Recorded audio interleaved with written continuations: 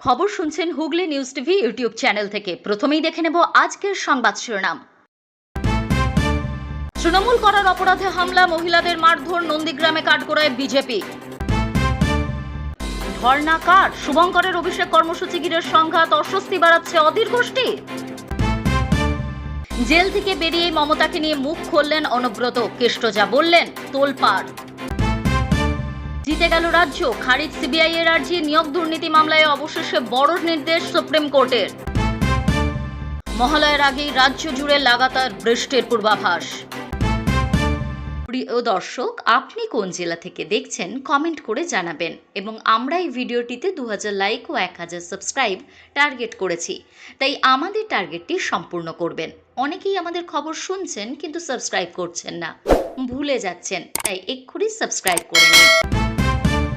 বিস্তারিত খবরে। তৃণমূল করার অপরাধে বিজেপি আশ্রিত দুষ্কৃতীদের হামলার শিকার হলেন নন্দীগ্রামের দুই মহিলা। এমনই অভিযোগ তৃণমূলের। রবিবার নন্দীগ্রাম 2 নম্বর ব্লকের রামচকের ঘটনা। যদিও অভিযোগ অস্বীকার করেছে বিজেপি স্থানীয় তৃণমূল কংগ্রেস কর্মী বিশ্বজিৎ পাত্র। বাড়িতে ছিলেন না তিনি। অভিযোগ, সেই সুযোগে বিজেপি আশ্রিত দুষ্কৃতীরা তার বাড়িতে হামলা চালিয়েছে, তার বাড়িতে ভাঙচুর করে। প্রতিবাদ করতে গেলে পরিবারের দুই মহিলা অলকা পাত্র ও সুষমা পাত্রকেও মারধর করা হয় বলে দাবি সুষমা দেবীর সন্তান সম্ভবা। দুষ্কৃতীদের মারে তিনি অসুস্থ হয়ে পড়েন। স্থানীয় মানুষের চেষ্টায় তাকে নন্দীগ্রাম সুপার স্পেশালিটি হাসপাতালে ভর্তি করা হয়েছে। প্রাথমিক চিকিৎসার পর সুষমা দেবীর শাশুড়ি অলকা দেবীকে ছেড়ে দেওয়া হয়। নন্দীগ্রাম 2 নম্বর ব্লকে তৃণমূল কংগ্রেস সভাপতি সুনীল বরণ জানা বলেন, তৃণমূল করে বলে আমাদের কর্মীদের উপর বিজেপি নেতা কর্মীরা হুমকি দিয়েছে বারবার। ওরা আমাদের কর্মীদের জরিমানা করেছিল 60 থেকে 80 হাজার টাকা, কিন্তু তারা কেউ জরিমানার টাকা দিতে চাননি। সেজন্য তাই 6টি পরিবারকে ওরা বয়কট করেছে আর রবিবার বাড়ির মহিলাদের মারধর করেছে। আমরা দোষীদের দৃষ্টান্তমূলক শাস্তি চাই।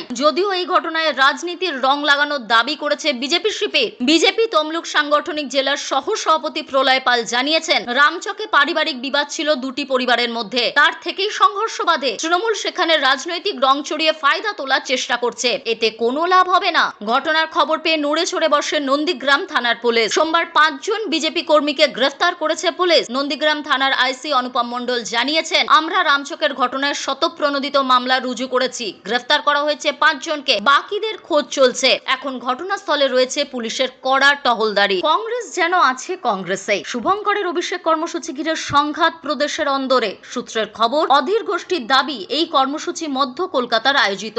আদালতের অনুমতিও মধ্য কলকাতার কংগ্রেস নেতৃত্ব চেয়েছিলেন, তাই এটা প্রদেশ কংগ্রেসের কর্মসূচি নয়। সূত্রের খবর, সে কারণেই কংগ্রেসের গ্রুপে অধীর গোষ্ঠী নির্দেশ দিয়েছে এটা মধ্য কলকাতার কর্মসূচি, তাই এটা প্রদেশের নয়, মধ্য কলকাতার নাম লেখা হোক। এরপরে কংগ্রেসের মুখপাত্র এবং মিডিয়ায় দায়িত্বপ্রাপ্ত সৌম্য আইচ রায় অধীর চৌধুরীর রাজনৈতিক সচিব নিলয় প্রামাণিকের নির্দেশ মতো এই পোস্ট ডিলিটও করেছেন মিডিয়া গ্রুপ থেকে। তা নিয়ে বাড়ছে চাপানুতোর। আগামী 25 এবং 26শে সেপ্টেম্বর ধর্মতলায় ধর্ণা কর্মসূচি রয়েছে প্রদেশ কংগ্রেসের। সবার জন্য আদালতের দ্বারস্থ হয়েছিলেন হাত শিবিরের নেতারা। এদিন আদালত সেই অনুমতিও দিয়েছে। দুপুর 1টা থেকে সন্ধ্যা 7টা পর্যন্ত ধর্ণার অনুমতি পেয়েছে কংগ্রেস। 100 জন কর্মী সমর্থক নিয়ে এই কর্মসূচি করা যাবে বলে জানিয়ে দিয়েছেন কলকাতা হাইকোর্টের বিচারপতি রাজশ্রী ভরদ্বাজ। প্রদেশ কংগ্রেস সভাপতি হিসাবে এই প্রথম কোন কর্মসূচিতে অভিষেক ঘটবে শুভঙ্কর সরকারের। সেই কর্মসূচিতে হাজির থাকছেন সদ্য সভাপতির পদ খোয়ানো অধীর চৌধুরী। ইতিমধ্যেই সেই খবরও সামনে এসেছে, কিন্তু তার আগেই কর্মসূচি ঘিরে হাত শিবিরের দুই গোষ্ঠীর সংঘাতকে কেন্দ্র করে রাজনৈতিক মহলে শুরু হয়েছে নতুন চাপানুতোর। এখন দেখার শেষ পর্যন্ত জল কোন দিকে গড়ায়। যদিও এখনো পর্যন্ত শুভঙ্কর বা অধীর নিজেরা এই নিয়ে কোনো প্রতিক্রিয়া দেননি। প্রায় 2 বছরের অপেক্ষার অবসান। অবশেষে নিজের বাড়ি ফিরলেন অনুব্রত মণ্ডল। গরু পাচার মামলায় সম্প্রতি জামিন পেয়েছেন এই দৌর্দন্ত প্রতাপ নেতা। মঙ্গলবার সকালেই কন্যা সুকন্যাকে নিয়ে নিচুপট্টির বাড়িতে ফেরেন কেষ্ট। জয়ধ্বনি পুষ্পবৃষ্টির মাধ্যমে স্বাগত জানানো হয় তাকে। আজ 7 সকালে কলকাতা বিমানবন্দরে নামেন অনুব্রত এবং সুকন্যা। এরপর সেখান থেকে রওনা দেন বীরভূমের উদ্দেশ্যে। গাড়ি যখন বীরভূমে এসে পৌঁছায়, চারিদিকে তখন উৎসবের মেজাজ। অনুগামীদের স্লোগান, পুষ্পবৃষ্টির মাঝে গাড়ি গাড়ি থেকে নামেন তিনি। কন্যা সুকন্যাকে নিয়ে ঢুকে যান বাড়িতে। এরপর সেখানে দাঁড়িয়েই সংবাদ মাধ্যমের মুখোমুখি হন তৃণমূল নেতা। শারদীয়ার শুভেচ্ছা জানানোর পাশাপাশি এদিন দলনেত্রী মমতা বন্দ্যোপাধ্যায়ের প্রতি নিজের ভালোবাসা জাহির করেন কেষ্ট। বলেন, মমতা বন্দ্যোপাধ্যায় আসছেন, মমতা বন্দ্যোপাধ্যায়কে আমি ভালোবাসি, গোটা বাংলা গোটা দেশের মানুষ ভালোবাসে। আমার পায়ের অবস্থা ভালো নয়, শরীর যদি ভালো থাকে দিদির সঙ্গে দেখা করব। মঙ্গলে বীরভূমে ফিরছেন অনুব্রত। এদিকে আজই সেখানে সভা রয়েছে মমতার। কেষ্টগড়ে একটি প্রশাসনিক সভা করার কথা আছে মুখ্যমন্ত্রীর। জানা যাচ্ছে আরো একটি সভা করার কথা রয়েছে তার। তবে বন্যা কবলিত এলাকা পরিদর্শনে যাবেন বলে সেই সভা হওয়া নিয়ে সংশয় রয়েছে। তার মাঝে কি আজ অনুব্রতর সঙ্গে দেখা করবেন মমতা?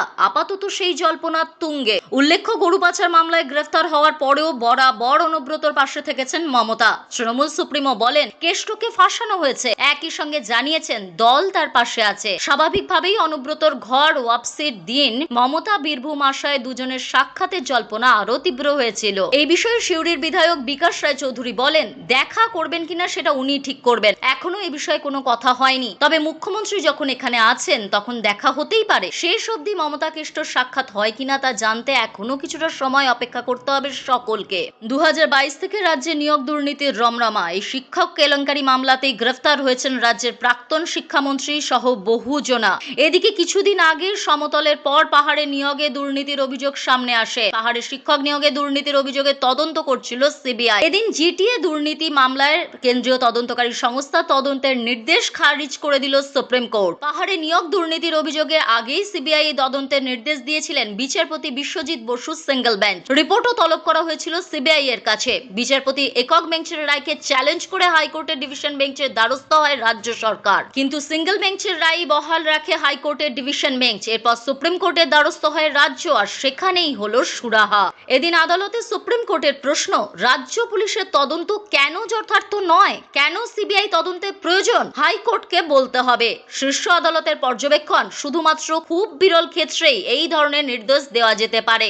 সেটাই উচ্চ আদালত কেন পুলিশের তদন্ত অন্যায্য বা নিরপেক্ষ নয় মনে করার কারণ নথিভুক্ত করার পর এরপরই রাজ্যের দাবি মেনে সিবিআই তদন্তের আর্জি খারিজ করে দেওয়া হয়। প্রসঙ্গত, পাহাড়ে নিয়োগ দুর্নীতির অভিযোগে রাজ্যের প্রাক্তন শিক্ষামন্ত্রী পার্থ চট্টোপাধ্যায় সহ একাধিক শাসক দলের নেতাদের বিরুদ্ধে এফআইআর ঠুকেছিল খোদ রাজ্য সরকার। স্কুল শিক্ষা দপ্তরের করা অভিযোগের ভিত্তিতে উত্তর বিধাননগর থানায় অভিযোগ দায়ের করা হয়েছিল। পার্থ চট্টোপাধ্যায় সহ শিক্ষা দপ্তরের দায়ের করা অভিযোগের নাম রয়েছে বিনয় তামাং, তৃণমূল ছাত্র পরিষদ নেতা তৃণাঙ্কুর ভট্টাচার্য ও জ্যোতিপ্রিয় মল্লিক ঘনিষ্ঠ আবরা তৃণমূল ছাত্র পরিষদ নেতা বুবাই বোস, স্কুল পরিদর্শক প্রাণ গোবিন্দ সরকার সহ রাজন্না হালদারের স্বামী প্রান্তিক চক্রবর্তীরও জিটিএর স্কুল নিয়োগে দুর্নীতির অভিযোগ ওঠে এদের বিরুদ্ধে। আলিপুর আবহাওয়া দপ্তরের তরফে জানানো হয়েছে, চলতি সপ্তাহে ফের লাগাতার বৃষ্টির সম্ভাবনা রয়েছে রাজ্যের বিভিন্ন জেলায়। মঙ্গলবার কলকাতা সহ দক্ষিণবঙ্গের প্রায় সব জেলাতেই বজ্র বিদ্যুৎ সহ হালকা থেকে মাঝারি বৃষ্টির সম্ভাবনা রয়েছে। মঙ্গলবার কলকাতা শহর সহ বেশ কিছু জেলাতে দফায় দফায় সকাল থেকে একাধিকবার বৃষ্টিও হয়েছে। কয়েকটি জেলাতে দমকা ঝোড়ো বাতাসও বয়েছে। বুধবার দক্ষিণবঙ্গের সব জেলাতেই বজ্র বিদ্যুৎ সহ বৃষ্টি হতে পারে। এর মধ্যে দক্ষিণ 24 পরগনা, পূর্ব ও পশ্চিম মেদিনীপুর, বাঁকুড়া, মুর্শিদাবাদ ও পশ্চিম বর্ধমান জেলায় ভারী বৃষ্টির সম্ভাবনা রয়েছে। বুধবারের মতো বৃহস্পতিবারও ভারী বৃষ্টির পূর্বাভাস রয়েছে পূর্ব ও পশ্চিম মেদিনীপুর, বীরভূম ও মুর্শিদাবাদ জেলায়। দক্ষিণবঙ্গের বাকি সব জেলাতে বজ্র বিদ্যুৎ সহ হালকা থেকে মাঝারি বৃষ্টিও হতে পারে। দক্ষিণবঙ্গের মতো উত্তরবঙ্গেও বৃষ্টির পূর্বাভাস দেওয়া হয়েছে। সেখানকার সব জেলাতেই বজ্র বিদ্যুৎ সহ বৃষ্টির সম্ভাবনা রয়েছে। 30 থেকে 40 কিলোমিটার বেগে ঝোড়ো হাওয়া বইতে পারে বলেও জানিয়েছেন আবহাওয়া দপ্তর। দার্জিলিং, জলপাইগুড়ি, কোচবিহার, উত্তর দিনাজপুর ও মালদা জেলায় বুধবার ভারী বৃষ্টি হতে পারে। উত্তরবঙ্গের বাকি সব জেলাতেই বজ্র বিদ্যুৎ সহ বৃষ্টির সম্ভাবনা। বৃহস্পতিবারও ভারী থেকে অতি ভারী বৃষ্টি হতে পারে। ইতিমধ্যেই কোচবিহার, আলিপুরদুয়ার, জলপাইগুড়ি, কালিম্পং ও দার্জিলিং এ ভারী বৃষ্টির সতর্কতা জারি করা হয়েছে। অন্য জেলাগুলিতে রয়েছে বজ্র বিদ্যুৎ সহ হালকা থেকে মাঝারি বৃষ্টির সম্ভাবনা। দক্ষিণবঙ্গে এখনো পর্যন্ত বৃহস্পতিবার বৃষ্টির পূর্বাভাস থাকলেও উত্তরবঙ্গে তা শুক্রবার পর্যন্ত রয়েছে। দার্জিলিং, কালিম্পং, জলপাইগুড়ি সহ 4টি জেলায় ভারী বৃষ্টি হতে পারে। রাজ্যের অন্যান্য জায়গার মতো কলকাতাতেও বৃষ্টির সম্ভাবনা রয়েছে বুধ এবং বৃহস্পতিবার। দুদিনই মাঝারি বৃষ্টির সম্ভাবনা রয়েছে মহানগরীতে। আলিপুর আবহাওয়া দপ্তরের এই পূর্বাভাসের ফলে চিন্তায় পড়েছেন মানুষ। ফের বৃষ্টি হলে আরো ক্ষতির আশঙ্কায় রয়েছেন তারা। আজ এই পর্যন্তই। ফিরে আসছি নতুন কোনো খবর নিয়ে, ততক্ষণ সঙ্গে থাকুন।